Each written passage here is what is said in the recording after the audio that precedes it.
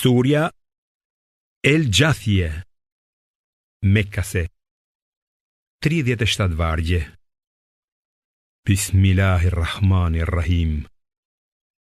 Me emrin e Allahut, të gjithë mëshirshmit, mëshirë plotit. Ha, Mim.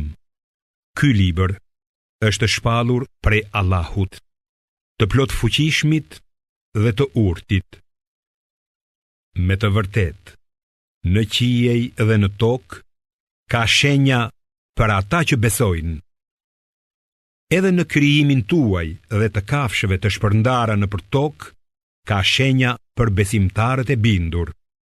Edhe në ndërrimin e natës dhe të ditës, edhe në ujin që Allahu e zbret nga qielli, duke gjallëruar nëpërmjet tij tokën e shkretuar, edhe në ndërrimin e erërave ka shenja për njerëzit që mendojnë.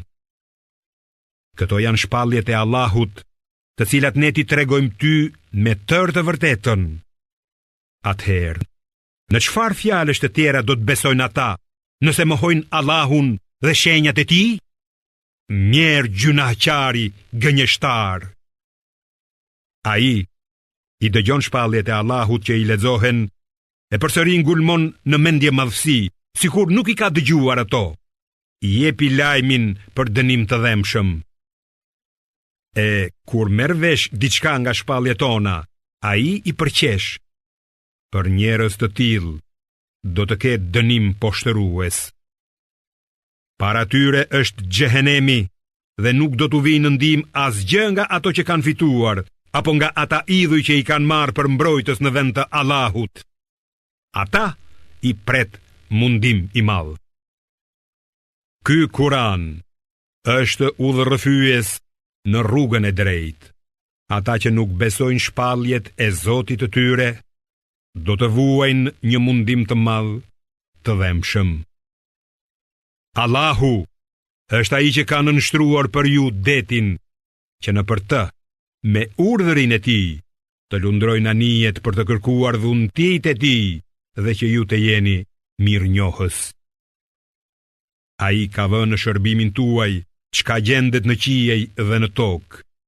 Të gjitha janë prej tij. Me të vërtetë, në këto ka shenja për njerëzit që mendojnë. Thua ju besimtarve që t'i falin ata që nuk shpresojnë në ditët e Allahut, kështu që ai të shpërblejë çdo popull sipas veprave të veta. Kush bën mirë e ka për vete, e kush bën keq e bën kundër vetes. E në fund do të ktheheni të gjithë te Zoti juaj. Ne u dham bijve të Izraelit librin, pushtetin dhe profecinë. Ne i begatuam ata me gjëra të mira dhe i ngritëm mbi të gjithë popujt e tjerë të asaj kohe. Gjithashtu, ne u dham udhëzime të qarta mbi besimin, por ata u përçan. Atëherë kur u erdhi dituria, pasi patën smir në mes tyre. Zoti yt, me siguri do t'i gjykoj ata në ditën e kiametit për kundërshtit që patën. Dhe tani, ne të kemi vendosur ty në rrugën e drejtë të fesë. Andaj ndiqe atë dhe mos shko pas dëshirave të atyre që nuk dinë. Ata nuk mund të mbrojnë as pak nga zemrimi i Allahut.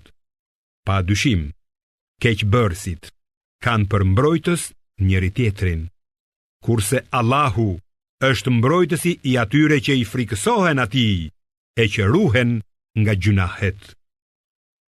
Ky Kur'an është tregues i qartë, udhërrëfyes dhe mëshirë për njerëzit që kanë besim të patundur.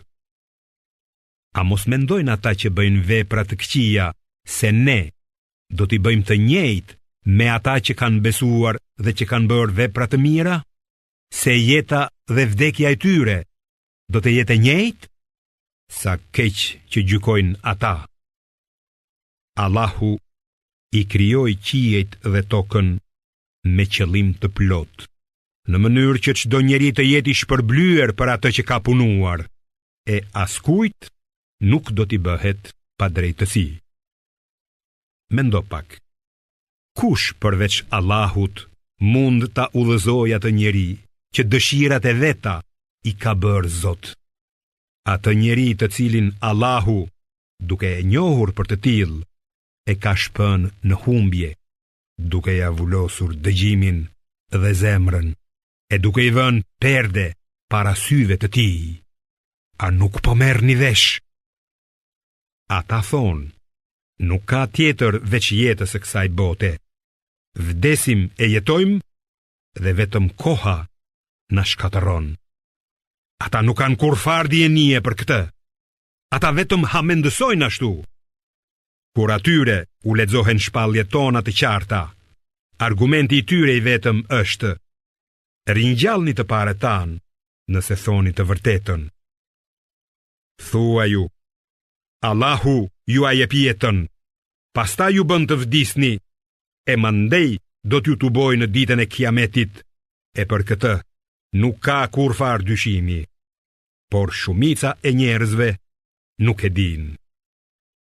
I Allahut është pushteti i qijeve dhe i tokës, e kur të arrijë ora e kiametit, atë ditë mohuesit do të humbasin. Atëherë të gjithë popujt do t'i shohësh të gjunjëzuar. Çdo popull do të thirret në librin e vet e do t'i thuhet: sot do të shpërbleheni për atë që keni bërë. Ky është libri ynë që do t'ju tregoj të vërtetën. Ne i kemi urdhëruar engjëjt që të shkruajnë të gjitha që keni bërë. Për sa u përket atyre që kanë besuar dhe kanë bërë vepra të mira, ata do t'i pranoj Zoti i tyre në mëshirën e vet. Kjo është fitoria e lavdishme.